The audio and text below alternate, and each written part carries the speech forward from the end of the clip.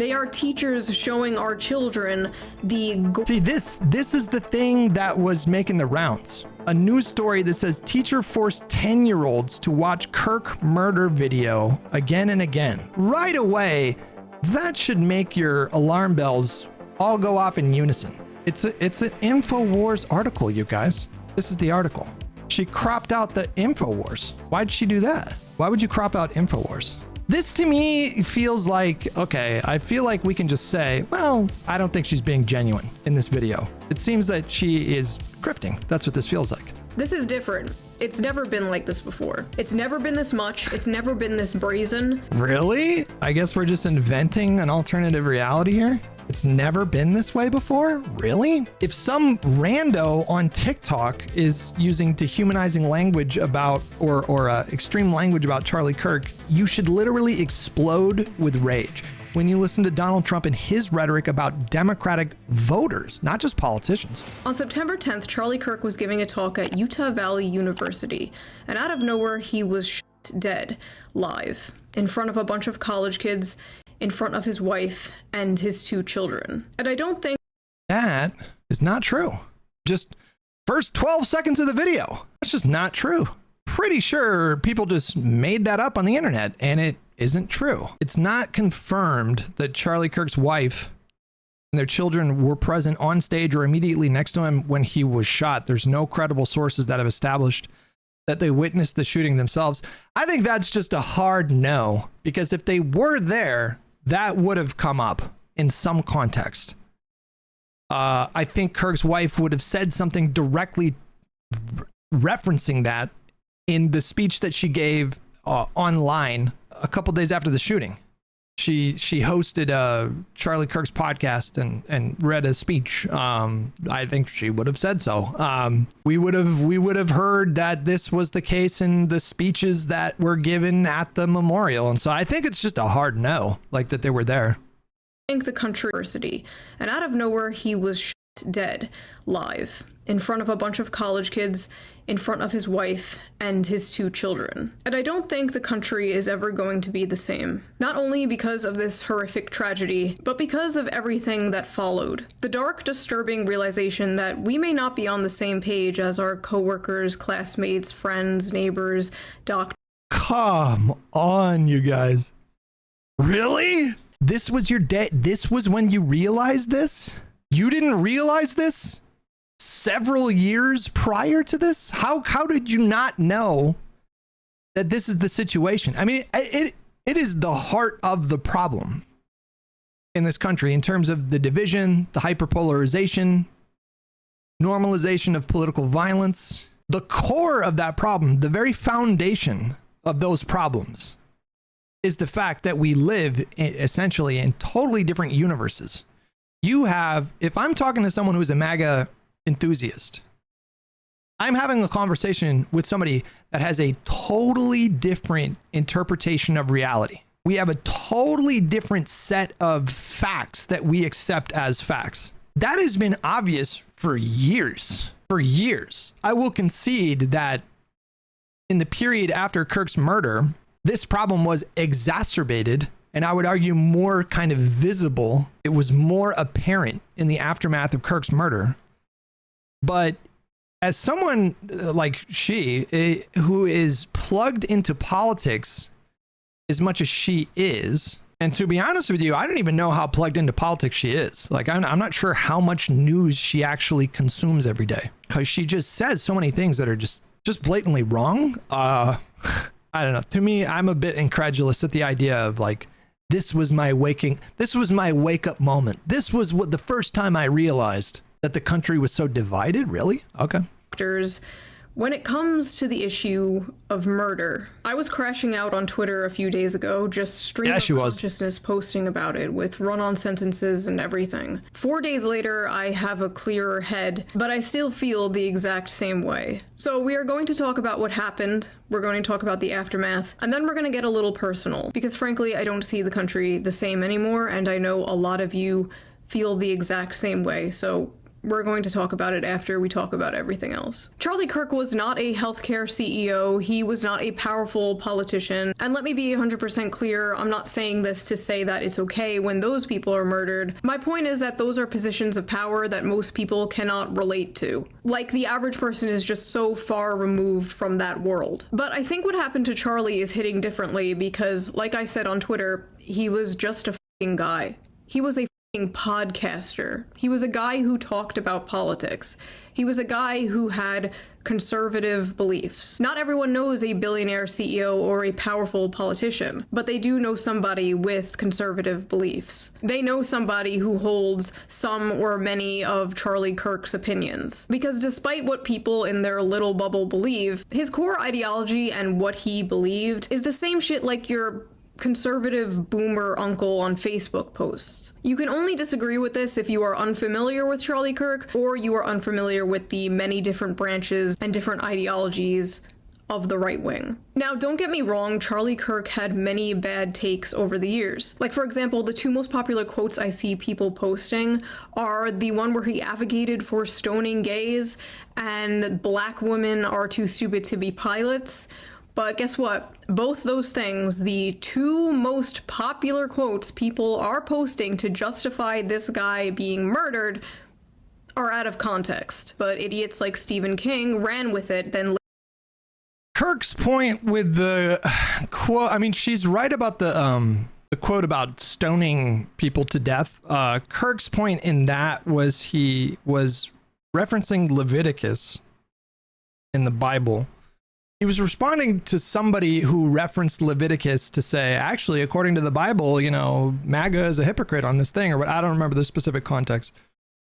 And Kirk's point was that, you know, you really shouldn't reference Leviticus if you want to make that point, because, you know, a couple pages before that, he's talking to, you know, God talks about like stoning. I don't even know what I can say TOS, but the context, what is she going to argue gave context to the black women pilot thing? Later had to apologize for spreading misinformation about a dead man. These people will build a straw man of you in their minds. They get so fucking Wait, she's not even going to unpack that? mad about it that they celebrate the real you dying.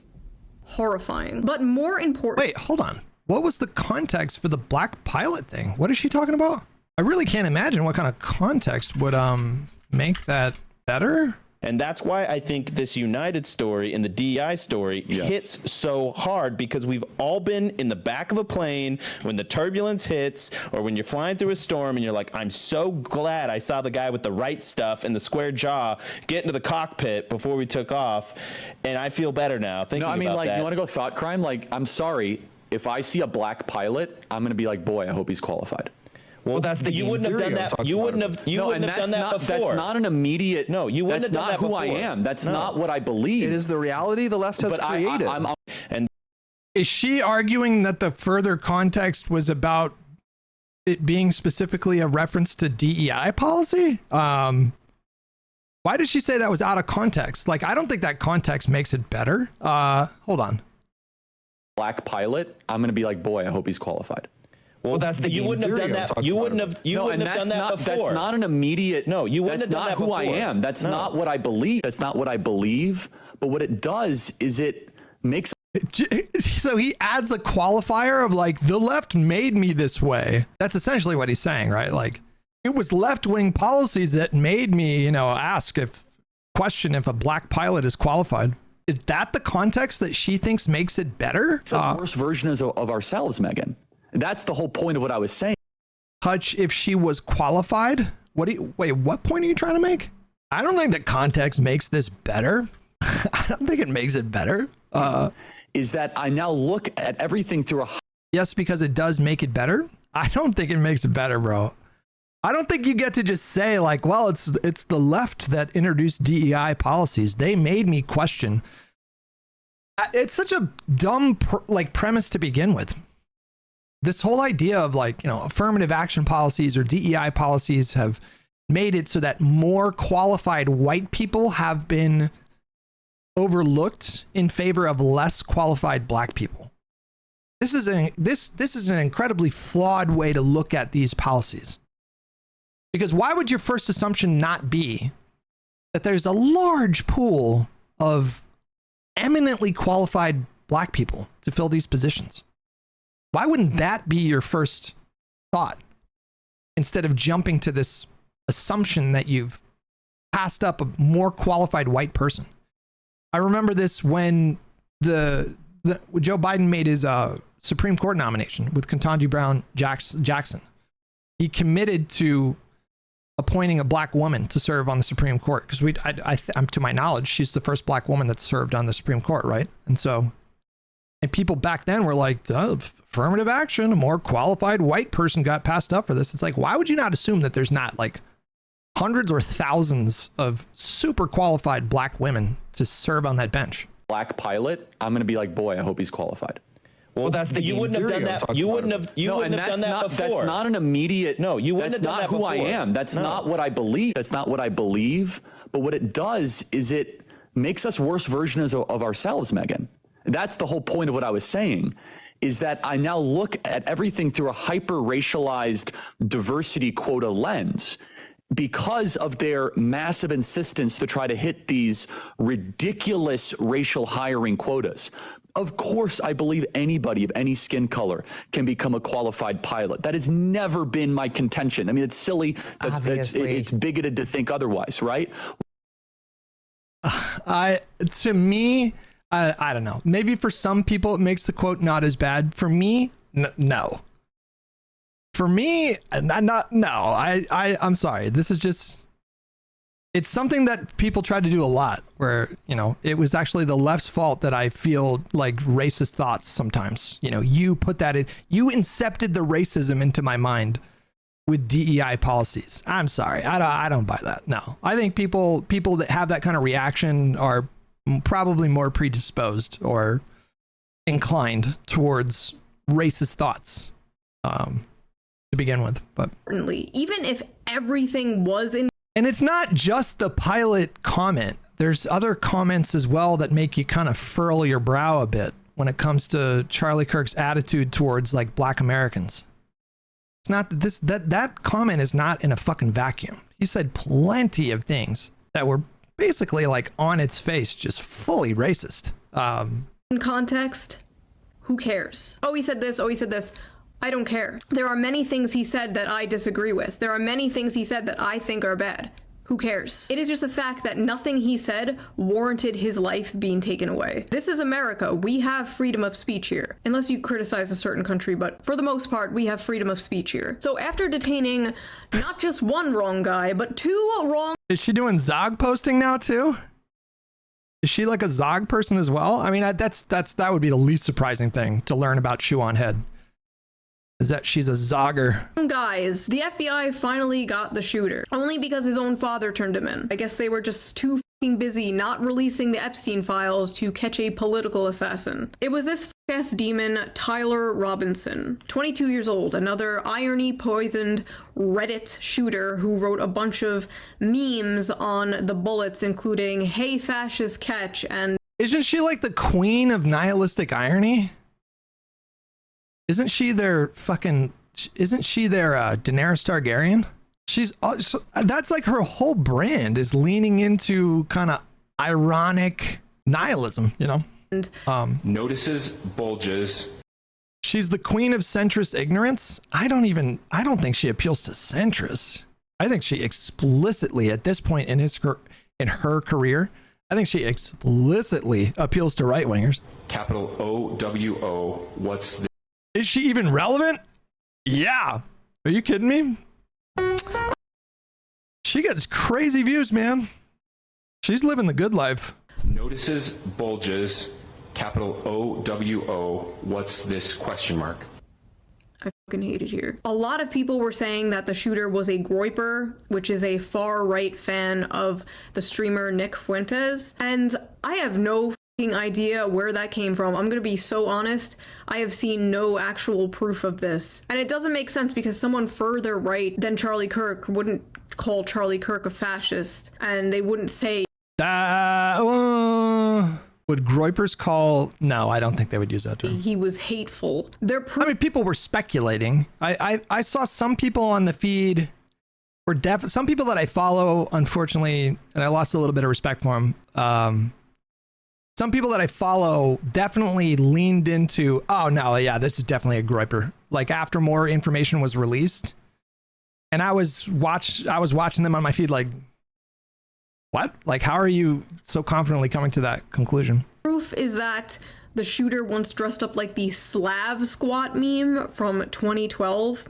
And they also found a separate meme of Pepe the Frog dressed like the Slav squat meme. Therefore, there was some compelling, I mean, like when people were first speculating, like I didn't take a firm position, to be clear, but when people were speculating, it was like, this could be something, you know, like could be.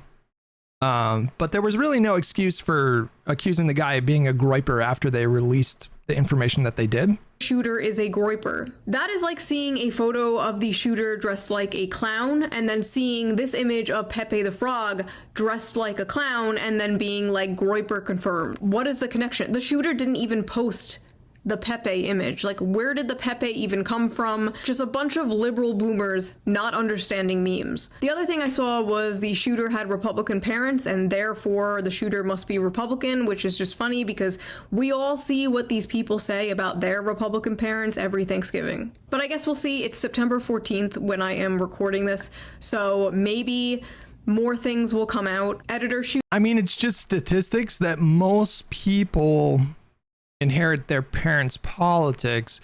Modern survey research suggests that between 60 and 70% of children end up identifying with the same party as their parents into their adulthood. To hear more things came out, definitely not a groiper. At the end of the day, he could have every single one of my or your opinions. It ultimately doesn't matter. One person may have pulled the trigger, but then we saw the reaction of many. We think that Charlie Kirk just got shot in the neck. Hey, ooh, ah. I'm not saying she deserved it, but I'm saying God's timing is always right. Yo, they got Charlie Kirk, bro. I've never been happier. Never believe the reason I'm smiling. And it has nothing to do with Charlie Kirk. Nothing to do with... I would say pour one out for Kirky boy, but I don't waste good beer on little bitches. Damn. Charlie Kirk just got put down like a fucking dog in Utah. I do not, and I will not, ever feel bad when bad people get what the fuck they deserve. I just heard that someone shot Charlie Kirk?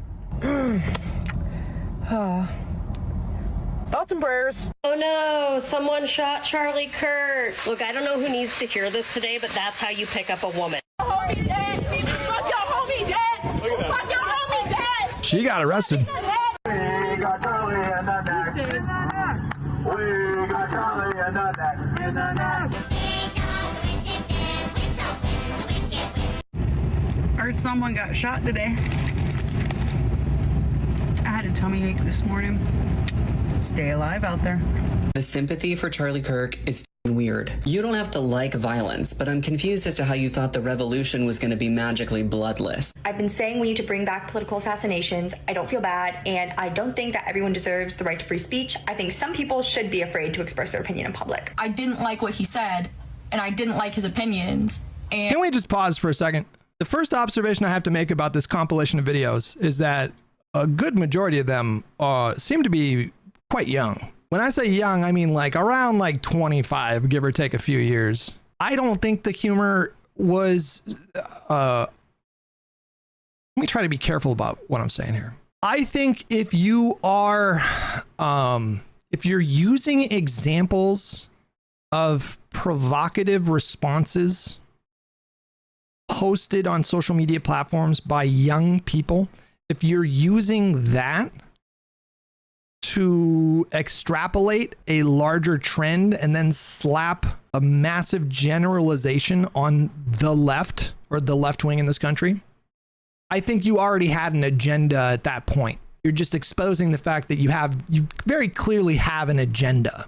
I'm quite biased against MAGA, but I would not look at a compilation of 20 young people wearing MAGA hats and expressing, you know, Christian nationalism, truly extreme versions of like, I would not assume that most MAGA voters are like that. You know, I would not do that. I would be like, look, I don't like this humor. I don't think it helps the situation. I don't think it helps the country. I think it just gives, I mean, politically, it just gives right-wingers ammunition. It exacerbates already extreme divisions in this country. There's just all kinds of reasons that there's a risk to your job. You know, we know this in the modern era. You never know if your post is going to go viral on Fox News and then all of a sudden you're getting fired. And so there's like personal risks involved to doing something like that, which is why you see it's mostly young people doing it. Young people are not as calculated about their decisions. Young people are more impulsive. They're less likely to think about the consequences of their decisions. They're less likely to think about the future ramifications. They're less likely to question their emotions. One of the things that you do, hopefully, I think, as you grow older, is you have negative emotions and then you pause and then you just sit with those emotions and you get through those emotions. And, you know, one of the things that you hopefully learn as an adult is that you try not to make decisions when you're really upset or when you're really angry or when you're really sad. You don't do that as much when you're in your 20s. And so it makes sense that most of these clips that we're seeing in this compilation are from young people. But pointing to young people on TikTok to suggest that like the Democrats are all in unison celebrating what happened is malicious at worst and insanely stupid at best.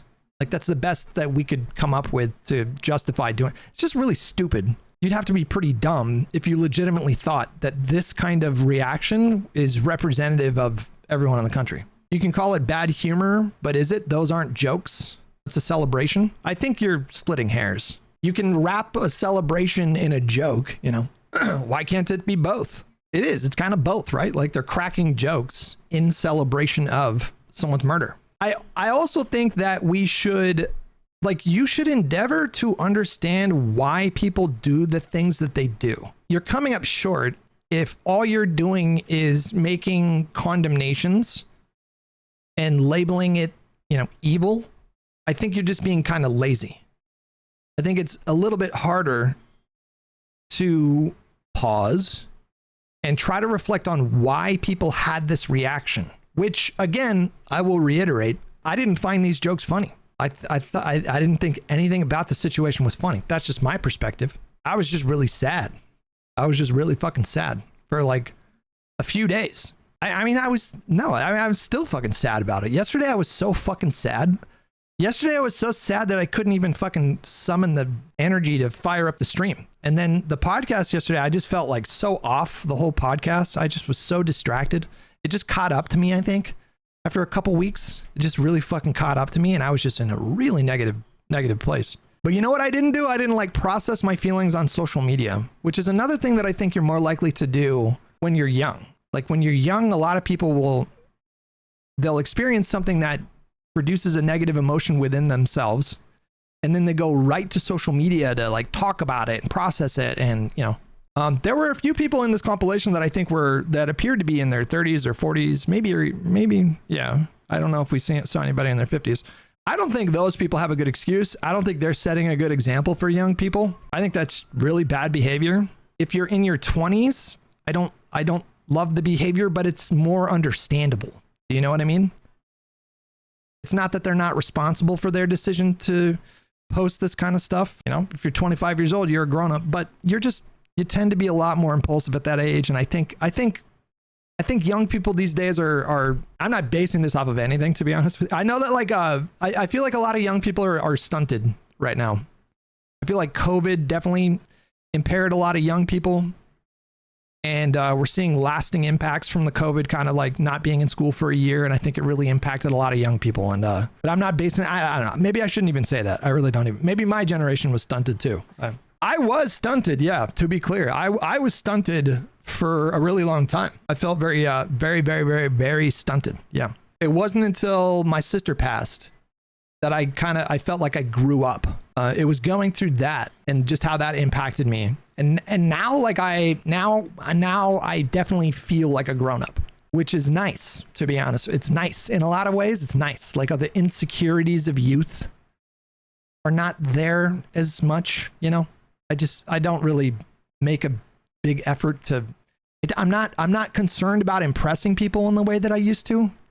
I'm a lot more comfortable in my own skin. I just feel like that's a benefit of growing up. Millennials don't know what it's like to have gun violence so ubiquitous that they have to do drills in high school. Perhaps the shootings are viewed differently by people who age. That's a good point too. Yeah, we never did drills when I was growing up. I think we should extend some amount of grace to young people. And it applies across the board. We know that right-wingers understand this concept of young people are going to be way more likely to post things impulsively and not really think about what they're doing. Because there were Doge employees where people had found that they had posted some pretty edgy shit. And I remember JD Vance like sticking up for one of the Doge kids who had said like the N-word or something like, or like was doing anti-Indian racism. And JD Vance did a post where he, you know, it was like a few paragraph post about how we shouldn't as a society allow those kind of posts done when you're a young person to, you know, ruin the rest of their lives. And I agree with him. I don't know if it was big balls, but yeah. And I don't really give a shit that he's dead.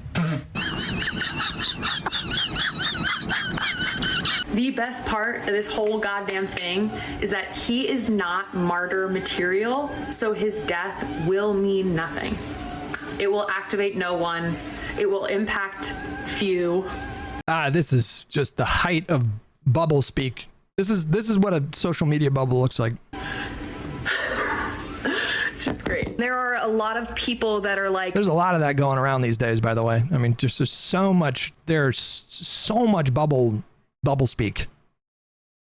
I see resist libs in a bubble. I see MAGA people in a bubble. I see far left people in a bubble. People take their online curated social media feeds and then they just project that onto the world. There's so many people that are doing that these days. No matter what side of politics you're on, you should never celebrate something bad happening to someone. I, on the other hand, do cheer when bad things happen to bad people. Charlie Kirk just got shot. I mean, like, look, it's telling to me that, like, whenever you see this kind of reaction to something like this, I think you owe it to yourself to try to look past the, like, negative reaction that you might have to watching this kind of stuff. And then try to ask yourself, why did so many people have this reaction? And when you do that, you inevitably have to look at the kind of life that Charlie Kirk led and the kind of message that he was putting out there. Do I like seeing people celebrate someone's murder like that? No. Do I understand why some people had that reaction when Charlie Kirk himself dedicated so much of his life to making their lives more difficult? Then it kind of starts to make a lot more sense, which isn't to say that you approve of it or anything, but you understand why it's happening. I would want to just, you know, back this compilation up with a sizzle reel of Charlie Kirk's greatest hits launching into trans people who have been designated as like America's punching bag. I think that the moment that we're in right now is defined by cruelty. There's just a lot of just cruelty going around. I feel like the MAGA movement principally defined themselves with cruelty towards literally the most vulnerable people.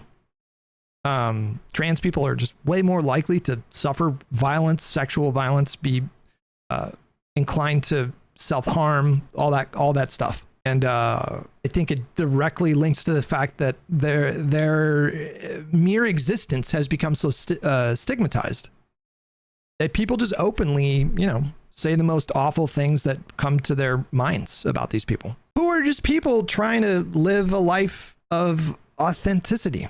These are just people that want to be authentically themselves and are not, you know, the vast majority of these people are not harming anyone. And people like Charlie Kirk dedicated his life in part to making their lives miserable. So do I like to see trans people celebrating his death? No. Do I understand why it's happening? Yeah, kind of. You don't have to co-sign something to understand why it happens, you know?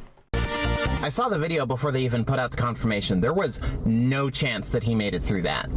This wasn't the one we were hoping for, but a welcome surprise nonetheless. I'm surprised that y'all didn't get rid of him sooner. And I'm surprised that you guys aren't getting rid of more people. Like, don't stop with him. Don't let him be the end dog. Get rid of them all. His wife deserves to go too. Y'all keep on talking about his wife and kids.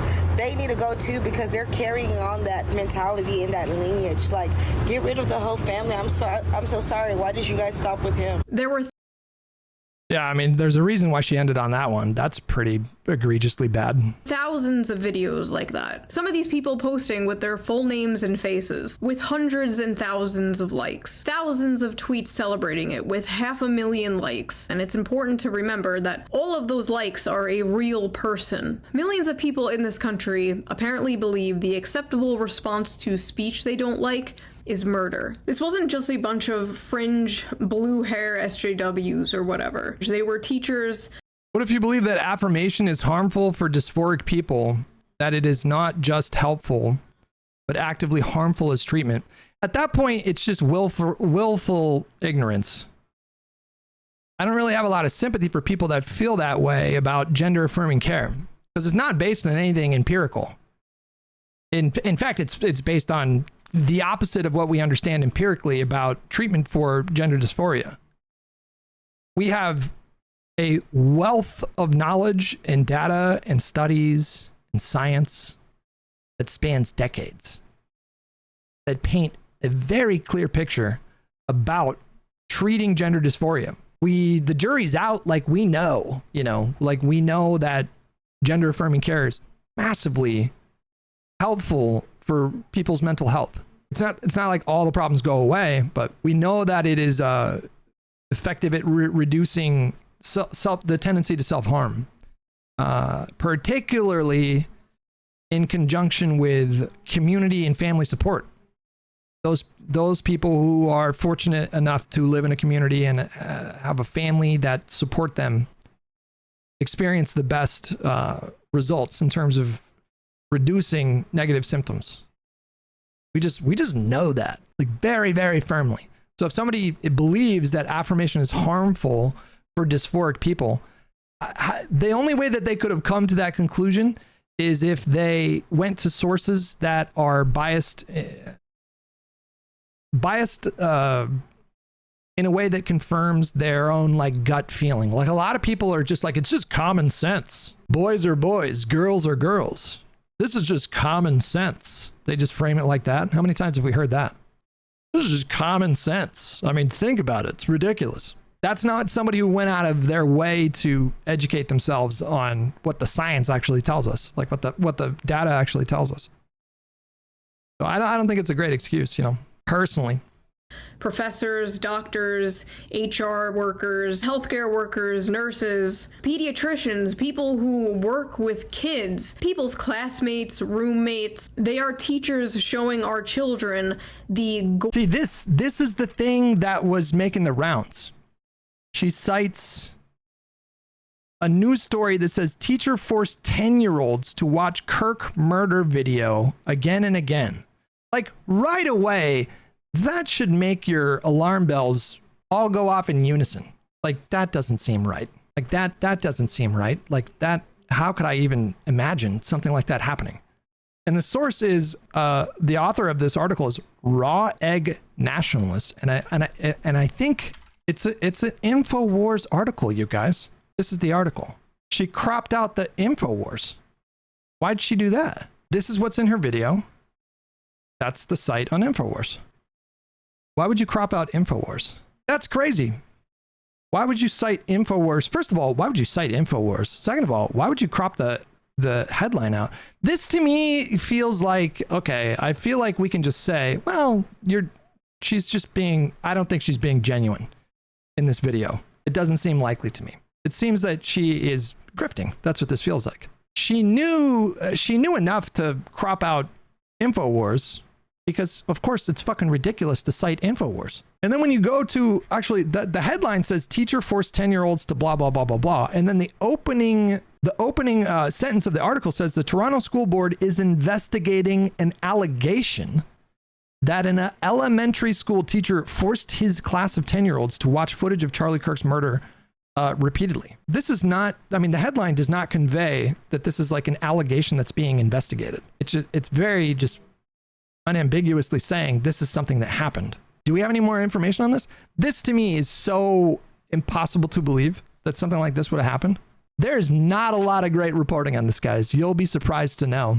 Not a lot of great reporting on this. Yahoo News Canada. Toronto elementary teacher relieved of all duties after showing students video related to Charlie Kirk. Toronto teacher has been suspended after showing a group of grade 5 and 6 students a portion of a violent video related to the assassination of U.S. conservative activist Charlie Kirk. Corvette Junior Public Principal, School Principal Jennifer Koptai, in a sent letter to parents on Friday, said the incident is extremely troubling and unacceptable. Koptai said the footage was shown to the French immersion students because they had questions about recent tragic event in the United States. The video is believed to have been shown once by a staff member supervising the class who is not the homeroom teacher. A spokesperson for the Toronto District School Board, who supplied a copy of the letter to the National Post, confirmed that the video related to Kirk's shooting death at Utah Valley University on September 10th. Said an investigation will determine the specifics. Spokesperson declined to comment on media reports that the kids were forced to watch the shooting multiple times, or whether they had any comments about Kirk, multiple times, or whether any comments about Kirk were made. Toronto Sun quoted an unnamed source who said multiple students were traumatized and told their parents, who in turn contacted the school administration. Source also claimed the male teacher gave a speech to his students regarding anti-fascism, anti-trans, and how Charlie Kirk deserved this to occur. These are a lot of like incendiary allegations. And I don't know if we've had any follow-up on this. I don't know. There could be some truth to something happening, but the reporting that I'm seeing is very, very loose and inconclusive at the moment. Gory, horrifying video of Charlie's murder on repeat. The hippy-dippy "in this house we believe" shitlib mask was ripped off, and underneath was nothing but psychopathic bloodlust. I have seen people on the right celebrate the death of people they disagree with. I've seen it. I remember Heather Heyer in 2017. Okay. This is good. That's where my mind was going, like right away. Like the feeling that you're describing in reaction to some of the more extreme posts about Charlie Kirk is the same feeling that I have felt so many times. And it was a mixture back then of the myriad examples of right-wingers en masse, including prominent right-wing influencers, and oftentimes right-wing politicians that are serving in Congress or the executive branch, engaging in rhetoric that was very disgusting and dehumanizing at so many different times. George Floyd is a running joke to mainstream Republicans in the media and in Congress. Heather Heyer at the time, I forgot about that, but they for sure were cracking jokes about her. She was like a little overweight, and so they were just making fun of her weight after she had just been murdered by a Nazi. And right-wingers were joking about it. Big, prominent right-wingers were joking about it. And they were doing conspiracy mongering about it. And I remember at the time feeling like a combination of like profound sadness. It just makes you sad to see people engaging in that kind of dehumanizing rhetoric after something so awful and horrific. It made me a combination of sad and angry. But this feeling that she's having, this kind of revelatory moment, this pivotal moment in Shoe's radicalization, is something that I have been exposed to dozens of times, watching some horrible thing happen and then watching mainstream conservative voices joke about it and dehumanize people that had suffered violence or had been murdered. I've seen this dozens of times. I'm still not numb to it. It still gets under my skin, but you kind of get used to it after a while. So it's good that she's talking about this, but where's her cope going to be? This is different? Why? Why is this different than Paul Pelosi? Why is this uniquely bad? Why is this worse than Paul Pelosi? Because he died? That's what makes this worse? So the fact that Trump himself, along with dozens of elected Republicans and every conservative voice, basically, on alternative media, them joking about an 82-year-old man who got his skull fractured by a guy who beat him with a hammer, that's not as bad as people celebrating Kirk because what? Because Kirk died? Sorry, I don't buy that. I don't think it's less bad. I think it's just as horrifying and depressing. Dying is worse, but the reaction I don't think is any better than the people celebrating Kirk's murder. I don't think so at all. And I think we would have seen a very similar response from right-wingers if Paul Pelosi had actually died. But I also remember the whole internet, left and right, coming together to disavow and mock the few dozen people from Stormfront who were celebrating her death. This is different. It's never been like this before. It's never been this much. It's never been this brazen. Normal people have to log into like an alternate Twitter account. Really? I guess we're just inventing an alternative reality here? It's never been this way before? Really? What planet do you live on? This is the first time you've seen massive amounts of people dehumanize someone after a horrific act of violence? How many right-wing memes have we seen from enormous accounts still to this day mocking George Floyd's stuff? Not that he was like a political icon, but it's just an example of the same kind of dehumanizing kind of rhetoric. How many congrats on 5 years sober memes did we see? It's every year. It's literally every year at this point.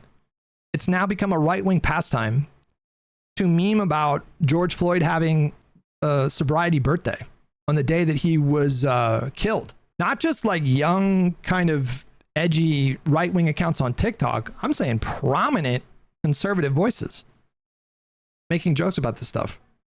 You don't think it's dehumanizing rhetoric to baselessly accuse Ilhan Omar of incest and then suggest that she should be deported?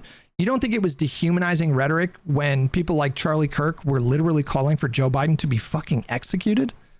You don't think that's dehumanizing? You don't think that's normalizing politically extreme and violent rhetoric? This is worse? This is uniquely bad? This is perfectly consistent with what we've been seeing in this country for years. And when I say this, I mean the TikTok celebrations of Kirk's murder. This is just a logical continuation of an already extremely dysfunctional country. This is not new. Why are we pretending like this is new? Because you liked him and because he was murdered horrifically and you saw the video? I can understand having certain emotional reactions to seeing that kind of stuff in the first few days after Kirk was murdered, where your emotions are running a lot higher and this kind of thing. But, you know, you calm down, you normalize again, you find your baseline again. And then hopefully you remember that this is just another chapter of dehumanizing rhetoric in a long book of dysfunctional United States politics. This is not new. I don't think it's uniquely bad. Where they can post their more unorthodox opinions. And these people are out here, full face, full name, like, hell yeah, murder. What? The smug, unearned confidence these people have to be openly sociopathic with their full name and face because they live under the pathetic delusion of being on the right side of history needs to end. They will blame... I mean... Like, watch Stephen Miller. Do we need to pull up Stephen Miller's speech at Charlie Kirk's memorial? Was basically like an extreme kind of version of we're on the right side of history. I mean, I've never personally seen a Democrat. I mean, I've seen Democrats engage in some rhetoric that somewhat like this, but I've never seen it quite like this. I mean, talk about a pathetic delusion of being on the right side of history. Defeat the dark. We will prevail over the forces of wickedness and evil. They cannot imagine what they have awakened. They cannot conceive of the army that they have arisen in all of us. Because we stand for what is good, what is virtuous, what is noble. Empathic with their full name and face because they live under the pathetic delusion of being on the right side of history. I mean, everybody wants to believe that they're going to be on the right side of history, but let's be honest, guys, we're for sure going to be on the right side of history here. Seems pretty obvious. Everybody thinks that way about themselves, but everybody can't be right. But we're right. There isn't going to be a history. My goodness. That, my friend, that comment on this live stream might be the most black pill comment that I've seen in the last couple of weeks. Needs to end. They will blame you for your death because words are violence. Words are violence, so them killing you is just self-defense. That's why they're using Kyle Rittenhouse as some kind of gotcha. Oh, if you don't condone political violence, why do you support Kyle Rittenhouse? They fundamentally don't see the difference between killing someone over speech and killing someone over self-defense because these are the same things to them. Also, I'm going to be the one to point it out because of course I am. I saw nobody else do it. We all do it, you know, we all generalize to a certain degree. It, you know, saves a lot of time rhetorically, but man, is she generalizing, and she's playing right into the them, they, us, we. They did not kill Charlie Kirk. One guy, as far as we know, there hasn't been, I haven't seen any evidence that he was conspiring with other people. One guy killed Charlie Kirk. We did not kill this person. Okay, just to be clear about that. Why are most of them women? Most of the people celebrating are women. Like, it's a good, like, 80-20 ratio all over the internet. What is going on, ladies? Basically, the whole country is shook because last year they realized how— I mean, what is this kind of lazy analysis? I would be willing to bet really good money that if we could know for sure everyone who was celebrating the violence, that it's going to be disproportionately men. But she saw a bunch of women on TikTok that went viral. I mean, that stuff goes viral because they hate women. Like that, like the women who are making these kinds of statements. We're talking about a lot of people who are just fucking deeply misogynistic. Charlie Kirk himself, he used language that was like, you know, biblical references to a wife's submission and, you know, the divinely ordained roles of the genders. So when they see a woman celebrating the murder, it's going to stick out to them more than a man for a lot of these people. But I'll bet you if we could press a button and know like the gender makeup of everyone who celebrated the murder, I'll bet you anything it's going to be like 80% dudes who are just naturally more inclined to violence and be sympathetic to violence. I mean, we just know that about men. how many people would celebrate the murder of a president, and this year they realized how many people would celebrate the murder of them. At the end of the day, this is all the inevitable conclusion of the punch a Nazi thing from like 2017. Do you guys remember that? We always knew it was a slippery slope. That's why we were against it. And they always say this dumb shit like, if you don't want to be called a Nazi, stop being a Nazi. Even a congressman from my state, New York, was like, oh, if you want to stop being called a fascist, you should stop being a fascist. Yeah, that's great. Except you've called everyone and their mother a fascist and a Nazi. She's just, again, this kind of baby brain thinking, I think, kind of gives you an insight into how every major dictator, violent dictator that's ever existed and ascended to power throughout history, they got there because, you know, in many cases, they had the support of a lot of people.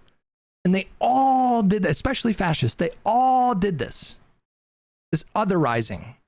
You frame your opposition, your political opposition, as like a monolith, as like a conglomerate, as like a hive mind, a collective consciousness.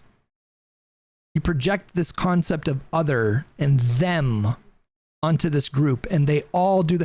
Daniel Goldman, what are you accusing Daniel Goldman of doing? Even a congressman from my state, New York, was like, oh, if you want to stop being called a fascist, you should stop being a fascist. Yeah, that's great. Except you've called everyone and their mother a fascist and a Nazi for the past like 15 years.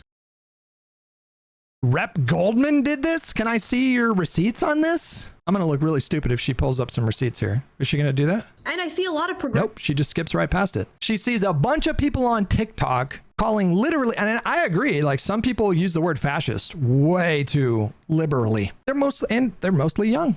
It's like mostly young people that do this. I mean, you can find a lot of old people doing it, but like, she's not wrong that some people throw out the term Nazi and fascist just so liberally to the point where you have now just stripped all meaning.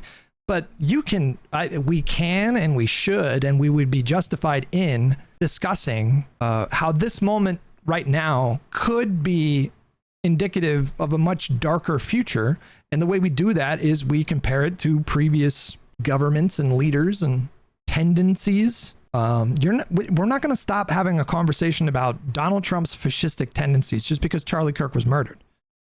We're obviously not going to do that. It's still appropriate to make comparisons and warn people about certain trends that emerge in moments like these. But she's like, a bunch of young TikTokers accuse people of being Nazi too frivolously, and then she accuses Rep Goldman of calling everybody a Nazi. Like, you did that?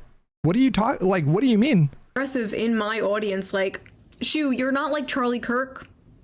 You're not a fascist. Here are all the things I have been called Nazi, fascist, reactionary for over the last few years. Would you like to see? I have been making this list since 2023. Let's go. Let's just read this together real quick. Mocking / criticizing. She's actually read this list before on previous videos, I believe.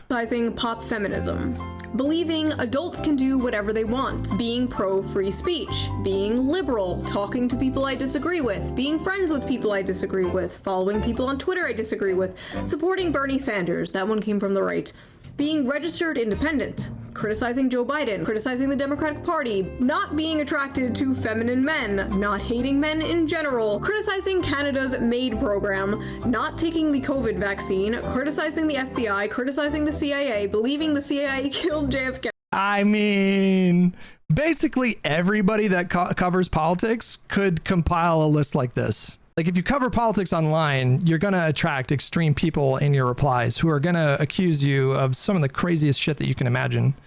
Like, I have been called a Nazi and a fascist a lot, like not even a little bit, like a lot, you know, not per capita necessarily, but I've had some crazy deranged people in my mentions calling me Nazi and a fascist. I don't think we should extrapolate larger trends from what she sees in her replies. I mean, I understand that people are inclined to react to the things that they are like acutely aware of, but you're not really making a valuable commentary on the, you know, broader discourse or like the current zeitgeist by referencing your Twitter mentions. It's just not a great way to, it's not a great way to like get the lay of the land, you know, figure out which way the wind is blowing. He was a fucking Nazi. And you know what kind of Nazi is the best Nazi? A dead one. I am a better person than you for celebrating the death of a Nazi. And actually, it's pretty weird that you're not, and simultaneously asking people to have empathy for the Nazi. Nazis have children and families, right? But Nazis also get shot in the neck. They don't kill you because you're a Nazi. They call you a Nazi so they can kill you. Now, I'm going to talk about my personal feelings of the situation because I know a lot of you can relate. I know a lot. Now I'm having like an inner destiny moment. If calling people like a fascist or labeling them to be extreme ideologically motivated threat, if that is triggering to you, then your head should explode at the myriad ways that Donald Trump has talked about not just his political opponents like Kamala or Biden or Hillary Clinton, but Democrats broadly. He talks about Democrats broadly in the most despicable inflammatory language that you can imagine. He is sort of leading the charge of mainstreaming certain accusations like Democrats want to mutilate children out of some sadistic pleasure. We want illegal immigrants to come into the country to sexually violate your daughter and smuggle drugs in that are going to kill thousands of people because I guess we're just sick in the head and we want that. He talks about Democratic voters in this way constantly. If some rando on TikTok is using dehumanizing language about or extreme language about Charlie Kirk, and you're suggesting that this increases the likelihood of political violence, you should literally explode with rage. Your internal body temperature should reach such high degrees that your body literally explodes when you listen to Donald Trump and his rhetoric about Democratic voters, not just politicians. A lot of you have been feeling the exact... Lawson with $10. I wonder if they still teach kids the boy who cried wolf in school. I'm sure they do. Tale as old as time. Same way. so I will try and put it into words for you. I have friends who were friends with Charlie Kirk, but I didn't personally know him. We follow each other on Twitter. I've been to the TPUSA Amerifest in 2021. I actually went there planning to make a video making fun of it, but I had so much fun and met so many friends that I'm still friends with to this day. So that video never happened. I disagreed with him all the time. You can literally go to our Twitter interactions. I was always correcting him about like Bernie Sanders. I made an egg look like his face. It is safe to say I was no fan. But this has really shaken me in a way that I absolutely did not expect. These last few days after what happened, I kept going to every single like lefty, liberal, left-wing person I know and like checking out what they have been saying about this. And besides maybe like 4 or 5, every single one was being an unhinged psychopath about this. Or saying some backhanded shit like, this is why we need gun control, which, first of all, we were just watching a whole bunch of people celebrate killing someone over political differences. You are never taking our guns now. That is not happening. I felt like I was in the middle of the ocean. I was trying to like grasp onto a flotation device, checking all of these accounts for their take, like, be normal, be normal. Nothing. Nobody. I'm just drowning in a... I mean, this is just a textbook case of somebody being way too online, which is entirely relatable, but also entirely problematic when getting a lay of the land. We had a reputable pollster that came out last week, maybe, that showed very few people in this country were celebrating Kirk's murder. It was a very, very fringe kind of belief. We're like openly celebrating Kirk's murder. Am I right about that? I remember it being like 10%. I'll let the video play while I look it up. Sea of evil, apparently. Maybe I was just blind up until now. Maybe they changed. Maybe I changed. Is everyone going crazy or am I going crazy? I don't know. All I know you're too online. How they reacted to this is how you are going a little bit crazy because you're just way too online right now. That's just the reality. Like you're just spending way too much time online. And anytime I've spent too much time online, which has happened very frequently throughout my career, and it happens a lot whenever something big like this happens. Like I was really online after January 6th. I was really online around the time of the elections. I was really online when Donald Trump was almost unalived. And every time I've done it, it's made me a fucking miserable, depressed person. It's not that she's especially susceptible to that kind of too onlineness, but you know, by her own through her own words, she's telling us that she was like very obsessively seeking out these extreme responses and then clicking on their profiles and seeing even more extreme responses. I mean, she was just textbook way too online, and it put her in a dark place. How they would react to me, my family, my friends, you, your family, your friends that have ever stepped out of line from the nebulous, ever-changing definition of progressive. These are people I thought were level-headed. They were left-wing, but you know, like they were one of the good ones. Like, you can joke with them, you know, they weren't those like woke SJWs. Like, they were cool, we can disagree and still be friends. You know. Oh boy, we're getting into some real shit. Yeah.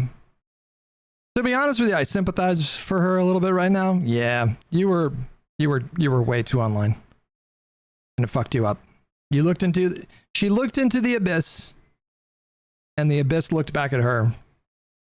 I say that sympathetically because I've been there, and the internet can make you very, very, very sad. To be exposed to, like I'm looking at it right here, right? There's a YouGov poll. 8% of the country said that it's always or usually unacceptable to be happy about the death of a public figure one opposes. 8%. A YouGov poll. You know, that's a lot of people in a country with 330 million people, but it's the overwhelming majority of people were disgusted by what they saw, you know. Samies with 41 months. Thank you so much. Irish Stew with 56 months. with them, you know, changing definition of progressive. These are people I thought. I would also want to know what she means by, you know, I have some left-wing friends who were being deranged. Because one of the examples that she included in the compilation of videos of people, you know, celebrating Charlie Kirk's death was somebody who was simply saying that you're not obligated to feel sympathy for somebody who died, and it's somebody that you believe espoused an ugly ideology. You know, there was one example in that compilation where the person was not celebrating the death. They were just saying you don't need to feel sympathy. And that's true. If you don't feel sympathy, it doesn't make you a bad person. You don't need to force it. Your family, your friends that have ever stepped out of line from the nebulous, ever-changing definition of progressive. These are people I thought were level-headed. They were left-wing, but, you know, like, they were one of the good ones. Like, you can joke with them, you know, they weren't those, like, woke SJWs. Like, they were cool, we can disagree and still be friends. You know. Your friend wouldn't celebrate you being murdered, of course.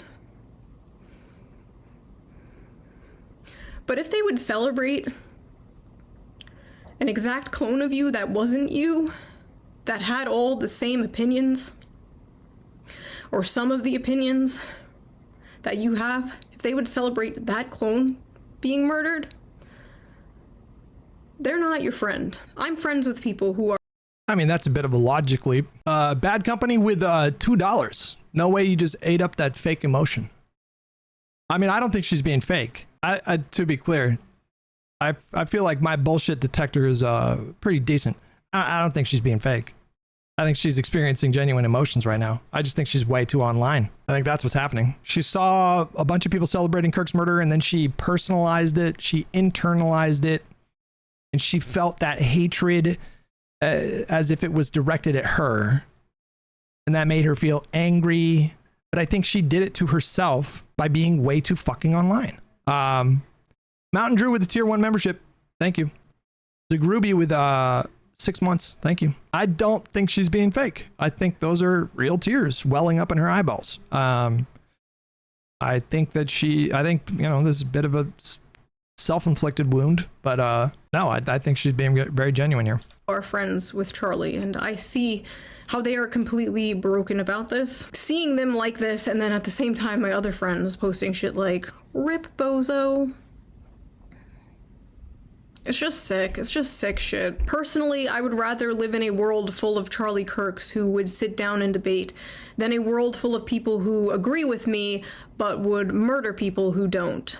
Because if it's now normalized to just murder people who disagree with you politically, we don't have a society. Like, that's it. It's over. But some of these people in particular, like, why the f*** are you celebrating? You.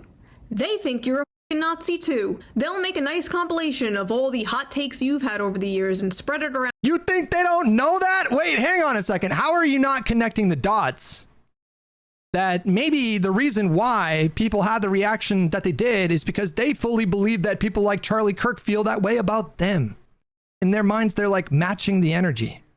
Charlie Kirk was not shy about who he felt deserved to be pushed out of polite society. There's millions of people in this country that live totally different alternative lifestyle than his Christian heteronormative strict gender norm conforming kind of millions of people that live outside of that kind of worldview. And Charlie Kirk very openly was fighting for a country where people like that were not welcome in public. I'm not even exaggerating. That was a big part of his project, was shaming people who he felt, in accordance with scripture, were betraying the will of God. And how these people, not just they deserve to be ostracized socially, he was pushing for, you know, codifying scripture in some respects. He's like, why were you laughing? They feel the same way about you.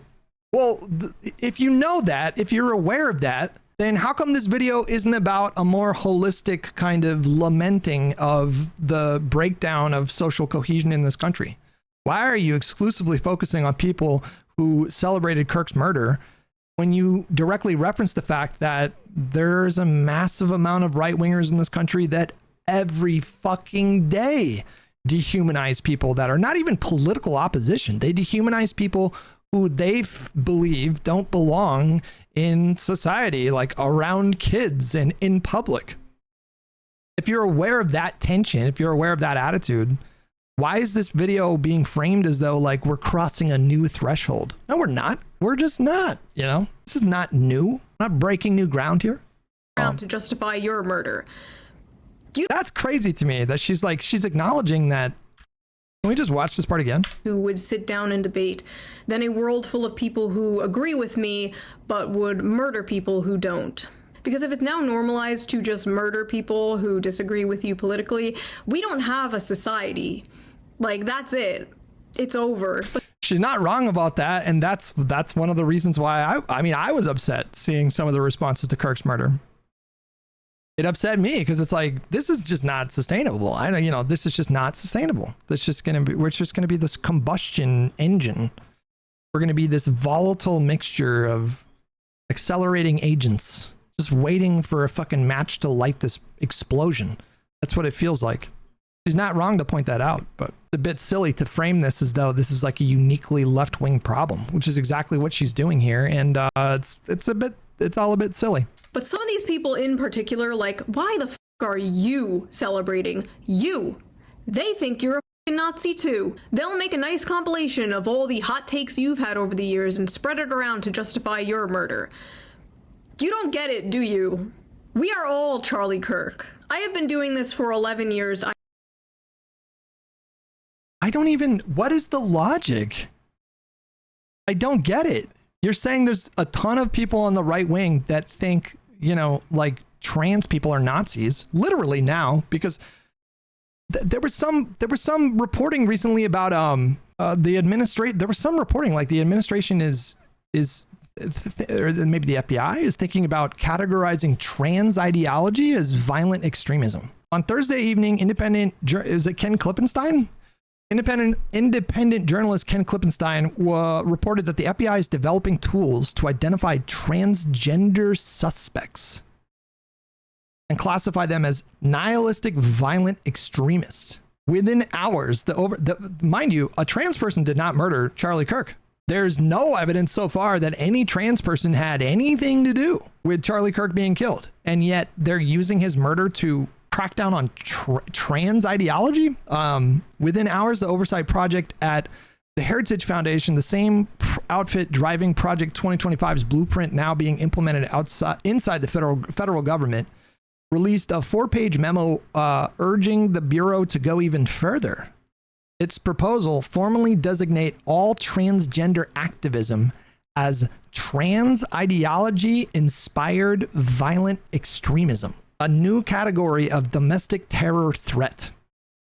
Mind you, this is after 5 or 6 trans mass shooters over the last 10 years. I don't see her saying we are all trans people. You know what I mean? Like, I have been you've had. I really fail to understand her logic here because she seems to just leapfrog past what I think is the more important point. Who don't. Because if it's now normalized to just murder people who disagree with you politically, we don't have a society. Like, that's it. It's over. But some of these people in particular, like, why the f are you celebrating? You. They think you're a f***ing Nazi too. They'll make a nice compilation of all the hot takes you've had over the years and spread it around to justify your murder. You don't get it, do you? But they do. They fully know this. We don't know this? Of course we know. Of course we know. We have listened to the right-wing MAGA movement in this country escalate more and more every fucking year. It's like every year they're more extreme than the last. And these people talk about normie Democrats as though they are a cabal of child-abusing, white genociding, radical Marxists who want to destroy God and Christianity. That's just like a normal thing to accuse the Democratic voter base broadly of being a part of. They've been talking this way for years. She's saying that the left will call even moderates Nazis. Oh, wait a second. Hold on. We are a Nazi too. Like, that's it. it's over. But some of these people in particular, like, why the f are you celebrating? You! They think you're a f***ing Nazi too. They'll make a nice compilation of all the hot takes you've had over the years and spread it around to justify your murder. You don't get it, do you? Oh, okay. I understand what you're saying. I feel like that could be interpreted a couple different ways, but I think you're right. She's referring to the far left. Then she's missing the point. I think she's missing the point. It's not just the far left. If Destiny was killed tomorrow, it wouldn't just be the far left making compilations about him and calling him a Nazi. It would be right-wingers doing the same thing. There are so many people on the right that use the same exact fucking rhetoric applied in a different kind of way than the far left, which is like, the far left is like 1/10 the size of MAGA, 1/20th the size of MAGA. How many people are far left in this country? When I say far left, I mean like Marxists, like, and being kind of like open to some forms of like socialism or socialist policy is not the same thing as like being a fucking Marxist. Like the percentage of Marxists in this country, what is that? 5% maybe? 3 to 5% maybe? I think she's missing the point, because the MAGA sphere, the MAGA kind of sphere of information and influence in alternative media would absolutely celebrate the death of, I think, plenty of people on the left. You. We are all Charlie Kirk. I have been doing this for 11 years. I have been harassed, doxxed, threatened, whatever, you name it, for 11 years by the left. And it hasn't moved me an inch, because that's not how politics works. That's lunch table politics. I've talked about this before. People on your side being mean to you doesn't mean you overnight change your opinions on, like, healthcare. It doesn't work that way. I still have all my economic... Well, maybe if you're Anna Kasparian. ...left opinions. I'm for strong social safety nets, workers' rights, unions, wealth caps, whatever. That has not changed. This is not me leaving the left, because frankly, I don't even know how to do that. This is me and many, many people looking around us at our so-called allies and realizing that even though we might share some like political opinions, we fundamentally do not have the same values or morals. And are we really allies if we agree on like taxes, but don't agree on the sanctity of human life? I don't know. The way we view death now is just crazy. And I feel like a lot of that has to do with the desensitization, in part thanks to the internet. You used to have to go out of your way to see gore and stuff like that, and now you're just scrolling through Twitter and you see someone set on fire if someone gets stabbed on a train. And when someone like Charlie dies, it's not even real to people anymore. Like, it's like a movie or show. Oh, that character died? Good. I hated that character. I mean, this is like the only part of the video that I just full-throatedly agree with. I mean, she's not wrong. Like, no, that was a real human being with a family and kids, actually. Like, that was someone's son. The internet has turned real people into nothing but cartoon characters that disappear when you close an app. I remember for years people would be like, oh, when you have kids, you'll change your mind on XYZ. And I was like, no, that's not gonna happen, no. And they were right. Almost overnight, you stop being so selfish, nihilistic. You stop having utopian fantasies of wanting to live in a post-capitalist society. And all you want is for the world to be safe. For the world to be safe and normal. And all that matters is your family. I mean, not that I feel personally attacked, but I mean, I went through, we'll call it a de-radicalization. And, you know, I did it without having kids. Now, I imagine when you have kids, that probably would be a quite jarring experience for a lot of people. And I'm not saying that it's like wrong or bad that people change their minds about certain things or develop different attitudes after they have kids. That seems to be expected, but I don't think you need to have a kid to kind of go through that kind of transformation of letting go of a lot of your youthful zeal or naivete or idealism.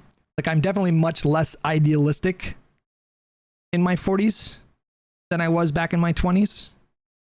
Things that make a lot of people in my chat very angry. I no longer get angry about these things in the way that I used to, because I've more or less come to accept that the world is a certain way. That's different from being different from being jaded, and I think that's different from being resigned to the status quo permanently. Not quite the same thing.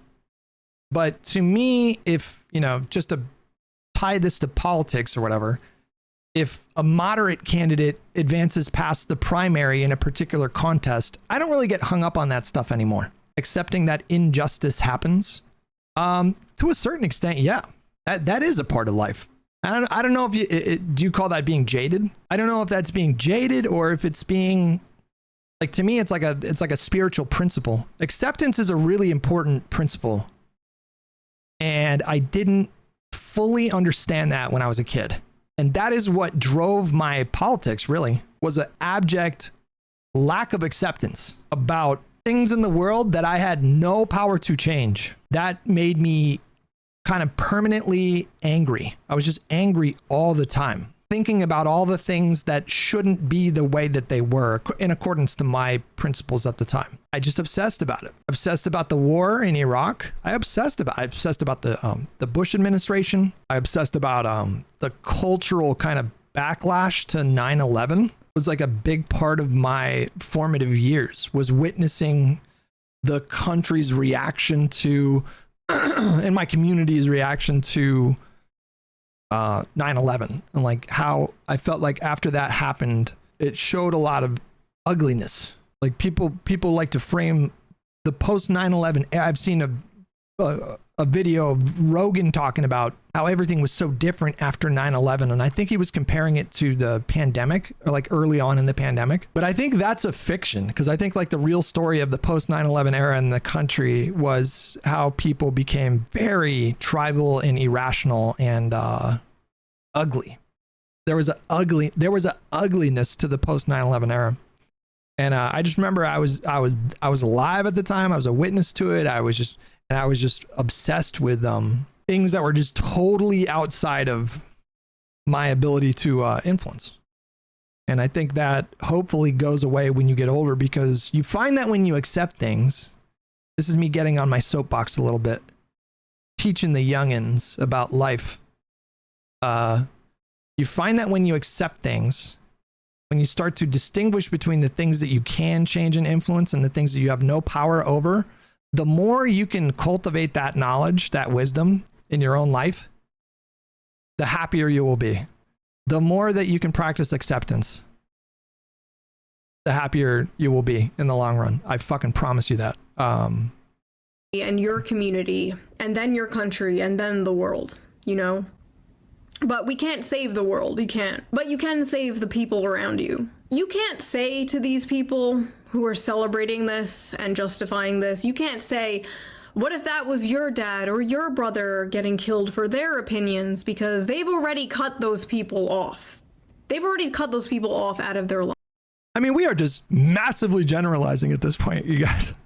She's making so many assumptions. I mean, I'm sure a lot of people on the far left have cut off their families, but she's just kind of like assuming everybody did that. Lives. And posting videos and pictures of Charlie's wife and young kids will not move these people at all, because they hate their lives. They hate their families. They are atomized bug people. They are the unfortunate product of modern society, and I feel bad for them. I do. I pity them, and I wish I could help them.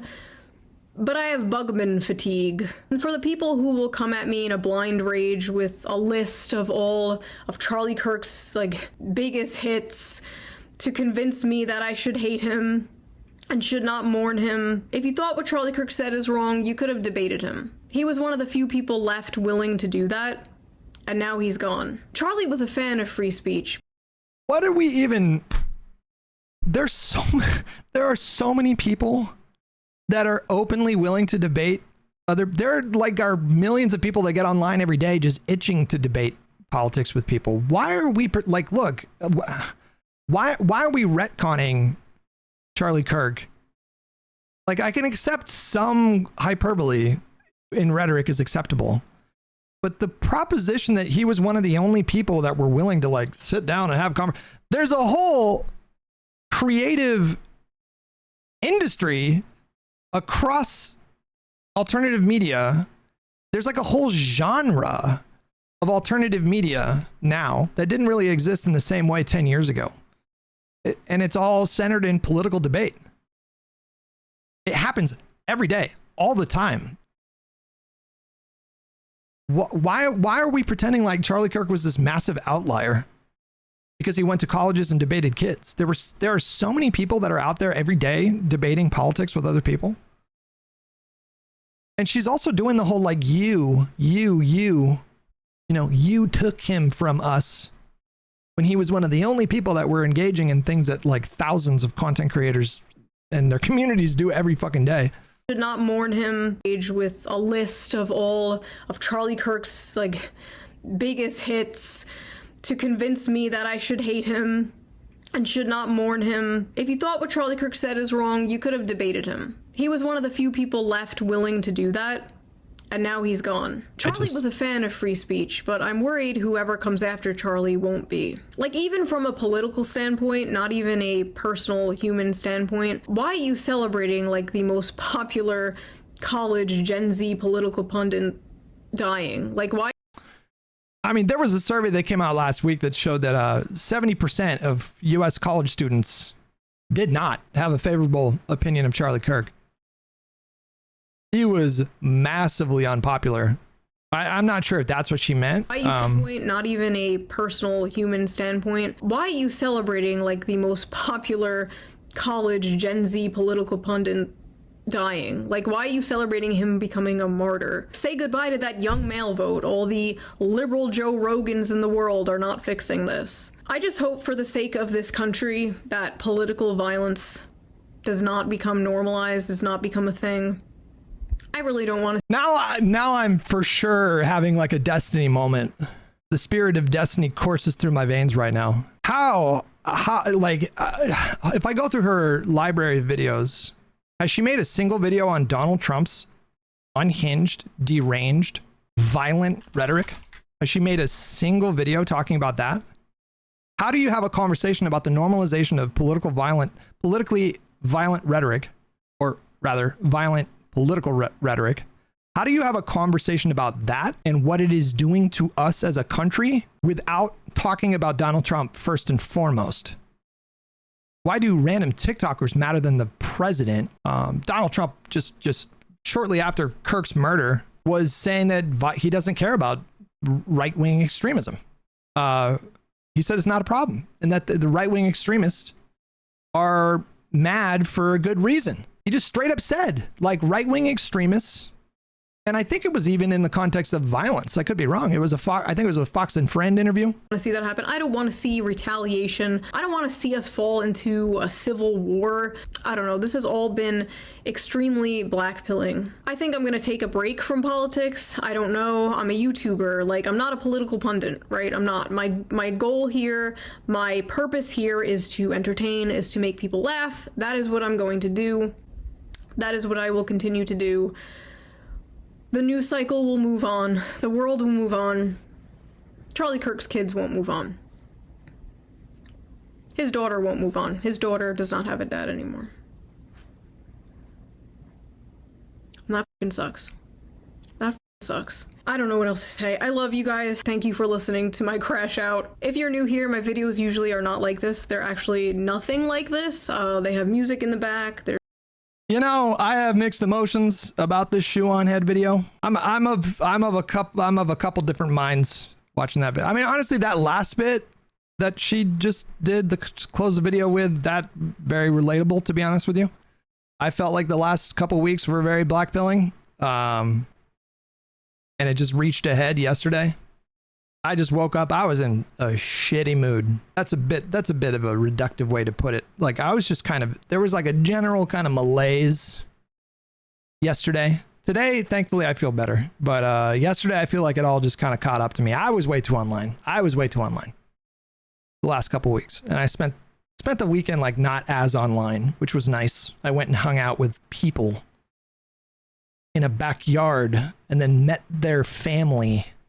You know, and it was good vibes. It was good for the spirit. But I think her too onlineness led her to making just these massive generalizations. That to me is kind of the most blackpilling part in a way. is the way that people simplify complex moments. Like, this is a very complex moment that we're in. There's all kinds of competing interests, and I think people generally are having more difficulty understanding the moment. And I think what is a really unfortunate byproduct of something like political violence like this is nuance just becomes completely unpalatable. People don't want nuance. They want fire and fury, you know. They want their pound of flesh. They want it to be simple. They want the world to be good and evil. And it's just not that way. Like, that's a kind of like a child's way of looking at things. And, but people come up with all kinds of assumptions, generalizations, exaggerations, falsehoods for a lot of these people. And they fall back on these things to make sense of difficult or complex moments. A lot of people are exploiting people's anger right now. And, and I think a lot of people are trying to exploit you guys. Now, I'm generalizing, you know, a lot of you guys, but I think right now, like, MAGA is trying to exploit you guys. I think that memorial service that they did for Kirk, the way that it was presented, the imagery, the speeches, the substance of the speeches, all of that was meant to project strength at a time where they're very weak, not very weak, but decently weak. I mean, not weak like George W. Bush at the end of his second term, but they're not, you know, MAGA and Trump have been weakened politically for months now. For months.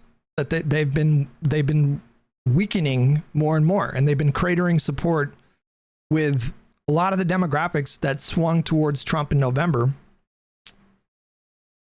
And I think they see this moment as a cynical opportunity to try to change the narrative. And they couldn't even do that successfully. Because after the stuff with Jimmy Kimmel, that kind of sucked up all the oxygen in the room.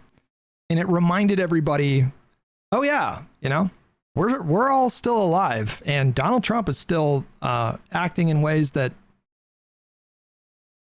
violate every American principle you could possibly think of. Like, the Kimmel stuff was not, I'm just going to assume it wasn't popular. I think that's a safe assumption. I think if we haven't already gotten polling, I think we're going to get polling to show that 60 or 70% of the country thinks that it's inappropriate for or wrong for the FCC to try to strong arm a corporation to fire a talk show host.